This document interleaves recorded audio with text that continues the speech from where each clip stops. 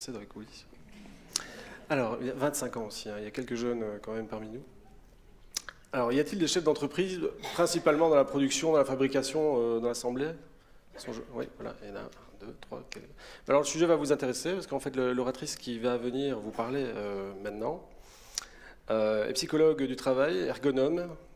Christelle Boulanger s'intéresse à la gestion des compétences. Après 15 ans, 15 années de collaboration avec des entreprises dans tout secteur d'activité, et après avoir identifié leurs difficultés dans le domaine de la gestion des compétences, des formations, elle développe en 2011 son propre concept essentiellement destiné aux opérateurs de production. Le concept aujourd'hui supporté par l'application GoProd qui permet une nouvelle forme d'apprentissage des lignes de production et le maintien des expertises et de la connaissance au sein des entreprises. Alors, Evolutio, un autre logiciel de gestion des compétences plus générales, vient de voir le jour en 2016. Le maintien des expertises, c'est un nouveau défi des entreprises face à l'évolution des modes de formation interne dans le domaine de la production. En tout cas, c'est ce qu'elle préconise.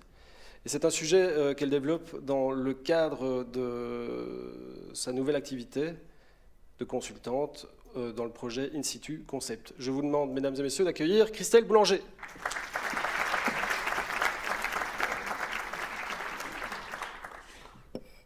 Je suis bien présente. Bonjour à tous, je suis vraiment très heureuse d'être ici ce soir pour partager avec vous, pour parler avec vous d'un sujet qui est le maintien des expertises dans les entreprises. Ce que j'aimerais surtout faire, c'est partager mon expérience et vous expliquer un petit peu mon cheminement par rapport à ce concept et à ce sujet. Je suis psychologue du travail et ergonome et je travaille depuis une quinzaine d'années en collaboration avec les entreprises, essentiellement dans le domaine des ressources humaines. Et j'ai beaucoup collaboré dans le secteur de la production. Et dans ce cadre-là, on m'a souvent demandé d'intervenir pour régler des problèmes, entre guillemets, comportementaux. Et on me disait, mais Madame Boulanger, il y a de plus en plus de problèmes de qualité des produits, il y a des problèmes sur les machines dus à des mauvaises manipulations, il y a des accidents de travail, mais pourtant, les opérateurs ont les procédures, ils ont toutes les consignes de sécurité, mais ils ne les respectent pas.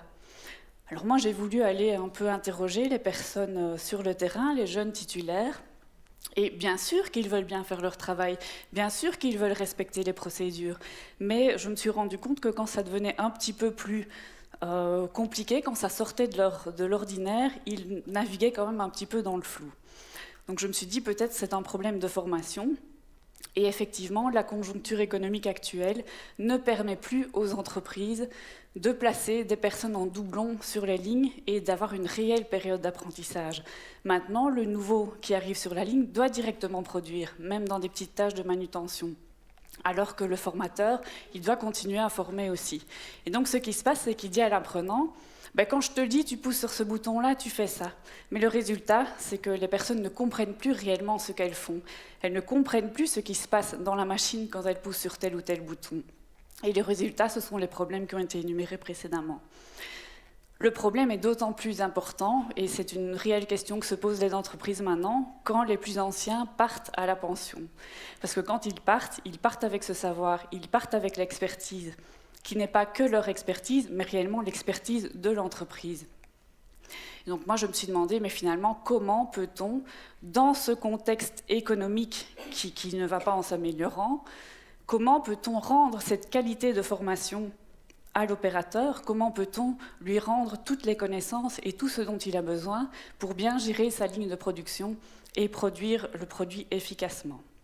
Et donc, j'ai proposé aux entreprises d'aller, moi-même je suis ergonome, j'adore aller analyser les activités sur le terrain, d'aller sur le terrain, rechercher, recueillir toute cette information, toute cette expertise au contact des opérateurs experts.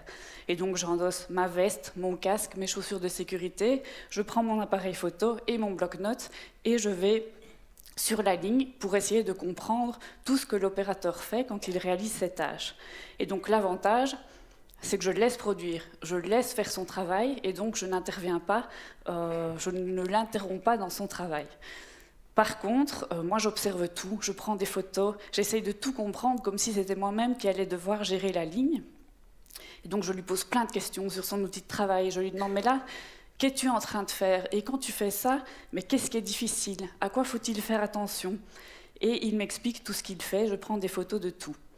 Et ce qui peut paraître étonnant de premier abord, mais ce que j'ai pu vivre, c'est que les personnes sont réellement enthousiastes à partager, à donner. Elles donnent leurs connaissances, elles partagent leur expertise, elles donnent leurs petits trucs et astuces. Par exemple, des opérateurs vont me dire « mais ça, il faut bien le noter dans votre module, quand on entend tel ou tel bruit, ça veut dire qu'il risque d'y avoir un problème. Et donc, il faut surveiller ça ou ça. » Ils partagent réellement leurs connaissances. À partir de toutes ces informations-là que j'ai pu récolter sur le terrain, je réalise le module de formation interactif en organisant les informations sur les problèmes qu'ils rencontrent, comment les résoudre, comment les diagnostiquer, tout ce qui est leur rôle, tout ce qui est machine, tout ce qui est qualité, sécurité, bien entendu. Et ce module de formation, j'essaye d'être le plus attractif possible et interactif pour pouvoir répondre finalement aux nouvelles générations et à leurs besoins d'apprentissage. Il est placé sur la ligne de production, de manière à ce que l'opérateur puisse y accéder à n'importe quel moment en fonction de l'information dont il a besoin. Et l'expérience que j'ai pu vivre, c'est que cet outil, il est vraiment partagé par les opérateurs eux-mêmes. C'est eux qui en font la promotion. Pourquoi? Parce que c'est eux qui sont les experts, c'est eux qui ont créé ce module, c'est d'eux que viennent les connaissances, les informations.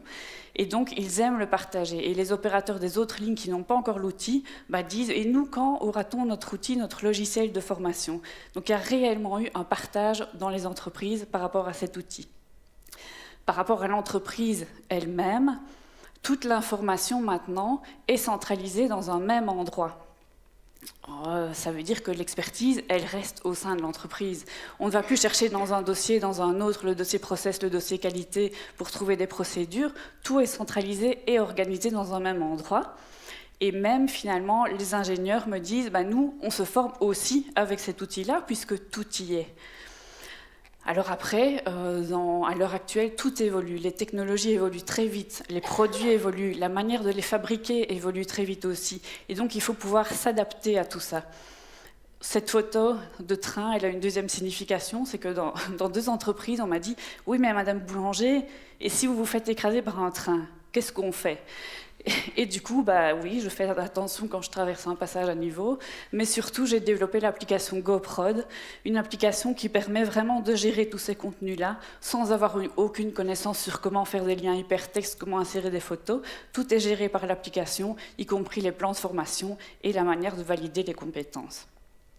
En conclusion à tout ça, moi, ce que j'ai envie de dire, c'est que les nouvelles technologies permettent de nouveaux moyens de formation, permettent de maintenir les compétences au sein de l'entreprise, mais surtout, finalement, ce qui est riche dans tout ça, ce sont les opérateurs eux-mêmes, ce sont eux qui transmettent toutes leurs connaissances, toutes leurs informations, parce qu'eux aussi ont envie que leur savoir-faire reste dans l'entreprise après leur départ. Voilà, je vous remercie de votre attention. Passez comme ça.